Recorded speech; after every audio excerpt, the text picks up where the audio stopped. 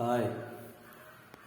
ഇന്ന് പള്ളിയിലേക്ക് പോയപ്പോഴേ പള്ളിക്കല ഉസ്താദിൻ്റെ പ്രസംഗം രസമുണ്ട് സംഭവം. പഠിച്ചവൻ്റെ സൃഷ്ടികളൊക്കെ 3 വകുപ്പാണ്. ഒന്ന് ഒരു തെറ്റും ചെയ്യാത്ത പാപഭംഗിലമായ ഒരു വിഭാഗം. അതാരാന്ന് വെച്ചാൽ പറഞ്ഞ മലക്കുകളാണ്. ആയിക്കോട്ടെ. രണ്ടാമത്തെ വിഭാഗത്തിനെ പറഞ്ഞ്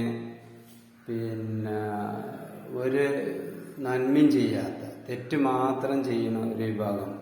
അതാരാന്ന് ചോദിച്ചപ്പോൾ പറഞ്ഞ് അത് മറ്റവരാണ്, ശൈത്താന്മാരാണ്, ഇബ്ലീസിൻ്റെ മക്കളും ഇബ്ലീസുമാണ്.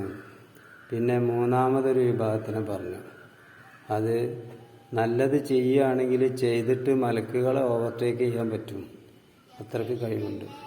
ഇനി തെറ്റാ ചെയ്യണമെന്നുണ്ടെങ്കിൽ തെറ്റ് ചെയ്തിട്ട് ശൈത്താന്മാരെയും ഓവർടേക്ക് ചെയ്യാൻ പറ്റും, അതാണ് മനുഷ്യന്മാർ. ഇങ്ങനെ 3 വിഭാഗമാണ് പഠിച്ചവൻ്റെ സൃഷ്ടികൾ എന്നാണ് പറഞ്ഞത്.